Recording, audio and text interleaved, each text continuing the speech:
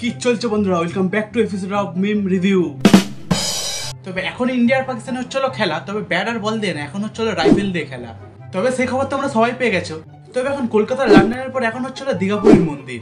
Heavy ব্যাপার কিন্তু এখন যা তোমরা ইউটিউবে কমেন্ট করে এর কপি ওর কপি, এখন ক্লিয়ারলি বোঝা যাচ্ছে না এখন এটা পুরী থেকে কপি করে বানানো হয়েছে। দীঘা বললেই মাথায় আসে একটা 500 টাকার পার ডে হোটেল আর কিছু বন্ধুদের নিয়ে মজা।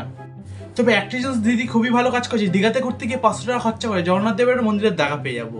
আজকে যে আমি মিমগুলো দেখবো, তবে সেই মিমগুলো সব তোমরাই পাঠিয়েছো। তবে আর বেশি না বকে ভাগ, চলো ভিডিও শুরু করা যাক। আপনাদের একটা কোশ্চেন করা হবে, তো আপনি যদি কোশ্চেনটা রিপ্লাই দিতে পারে তো একটা গিফট আছে। তো আপনি ইন্টারেস্টেড? তো ব্যাপার ফার্স্ট কোশ্চেন হচ্ছে, আমাদের দেশ কত সালে ও কত তারিখে স্বাধীন হয়েছিল? জিজ্ঞাসা করে আমাকে আর লজ্জা দিও না, কারণ আমি পুরোপুরি ইংলিশটা বলতে পারবো, আমি বেঙ্গলিতে ভীষণ কাঁচা। কত 1997 খ্রিস্টাব্দে। কোথায় ইন্ডিয়াতে থাকে, একে কি পাকিস্তানে গিয়ে ফেলে দিয়ে আসো, বেকার এখান থেকে লাভ নেই ওর। তবে আবার এসে হলো ফোন পে পড়া, চলো দেখি কি বলছে। বাংলাদেশে আমার নামে পার্ক তৈরি করেছে। পার্ক ওর নামে নাকি বাংলাদেশে পার্ক তৈরি করেছে। কি পার্ক তৈরি হয়েছে জানো? ডিজোডন জু তৈরি হয়েছে, পার্ক নয়, ডিজোডন জু তৈরি হচ্ছে। পার্কের নাম এটা তো একদম মানে ওই ওপেনিং এ কি তুমি আছো? ওই পার্কের ওপেনিং এ কি তুমি আছো? বলতে পারছি না, ঝামেলা মিটলে নিশ্চয়ই থাকবে। আরে ওপেনিং এ না, ওর ভেতরেই ও থাকবে, ব্যাপারটা হলো এটাই। তো এটা কি তোমাকে বলে করা হয়েছে? এই পার্ক বলে করছে, বলেছে অবশ্যই ডিজে ওরকম পার্ক। তো দেখতে মাটনের পিস কাট, এই হচ্ছে আলু। আলুটা দেখে একটু শক্ত লাগছে। আচ্ছা দাদা, মাটনটাও হ্যাঁ বলুন। খান এটা কেমন বিরিয়ানিটা? মাংসটাও যেমন ছিবড়ে টাইপের, চালটাও সেরকম শক্ত। এ কি বলছেন? আপনি কি ঠিক বলছেন? আপনি কি ঠিক বলছেন? যেটা বললাম এটা আমাদের ভুল ধারণা। লেগ পিসটা দেখো কি বড়, মানে লেগ পিস গাইজ আমি আগে কখনো দেখিনি। আলুটা কিছু ফুড ব্লগারদের আসল রূপ এইটাই সত্যি। আর আমি বুঝি না, ওরা ফুড ব্লগাররা ফুড ব্লগ তো করতে যায় না, যারা দোকানদার তাদের মুখে শুধু ক্যামেরা ধরে দাঁড়িয়ে থাকে, আর কোনো কাজই নেই ওদের। এই আমাদের কলকাতার রাস্তায় স্নোফল হচ্ছে, কোথায় হচ্ছে ভাই এত স্নোফল? কেষ্টপুর হচ্ছে,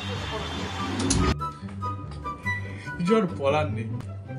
প্রচন্ড গরমের জন্য এসছে এই গঙ্গাতে স্নান করতে, অর্থাৎ একটা এখন নিজে ফুটেজ নিতে এসে নিজেই গঙ্গাতে নেমে গেছে স্নান করার জন্য, এত গরমে কুচে গোটা রাজ্য। আমি আজকে খবর করতে মাঠ ঘাট বিভিন্ন জায়গায় যাওয়ার পরে হ্যাঁ এটা কিন্তু ঠিক গাইস, এত যা গরম পড়ছে, একটু স্বস্তির জন্য চলে এসেছি সোজা গঙ্গায়। আমি এখন একটুখানি এই গঙ্গায় একটু ডুব দিয়ে মাঠ ঘাটে একেবারে অনেকটাই স্বস্তি এলো। তার কারণ যেভাবে বোঝাই যাচ্ছে 44 ডিগ্রি যেখানকার তাপমাত্রা, সেখানটায় যে মানে কি অবস্থা, গলদঘর্ম অবস্থা গোটা রাজ্যবাসী এলাকাবাসীর। এখন এর থেকে কবে যে ঝমঝম করে মেঘ ভাঙা বৃষ্টি নামবে, তবেই মিলবে সাধারণ মানুষের যে স্বস্তি, সেদিকেই তাকিয়ে কিন্তু গোটা রাজ্য। পিকআপ তো বাড়ান তো, এই সাইলেন্সার লাগিয়েছেন কেন? পয়সা আছে তাই লাগিয়েছি। সাইলেন্সার লাগিয়েছেন কেন? পয়সা আছে বলে সাইলেন্সার লাগিয়েছে, আর পুলিশকেও বলছে বুকছি। বলবেন তো কি আবার বল? আপনি কতদূর পড়াশোনা করেছেন আমি জানি না, আমি কিন্তু 8 পাস। গোমুখ্য। তাহলে কি ঘুষ দিয়ে চাকরি পেয়েছেন? আমি গোমুখ্য। এই পুলিশ নাকি 8 পাস। তবে একটা জিনিস বুঝি না, যারা হেলমেটের কাছে একটু ক্যামেরা লাগানো থাকে তাদেরকে কিন্তু একটু পুলিশ বেশিই ধরে।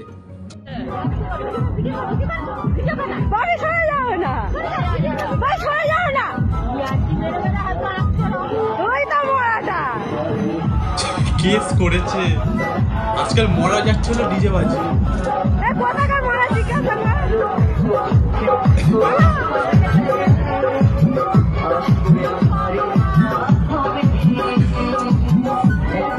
আমি বিয়ের আগে থেকে মাকে এটাই বলেছিলাম, যে ছেলে তুমি আমার জন্য খুঁজবে তার মধ্যে 3টে ক্রাইটেরিয়া থাকতে হবে। কি?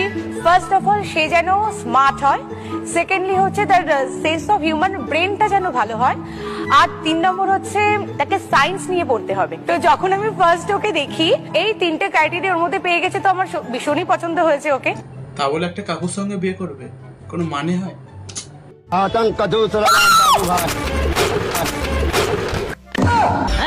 ये क्या हो गया?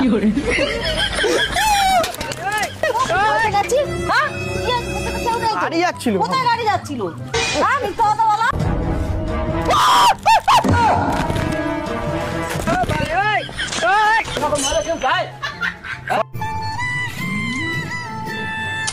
তবে দেখছে এখন দেশটা এইটুকুনি তো ভেসে গেছে, আর কিভাবে বাঁচানো যায় দেশটাকে।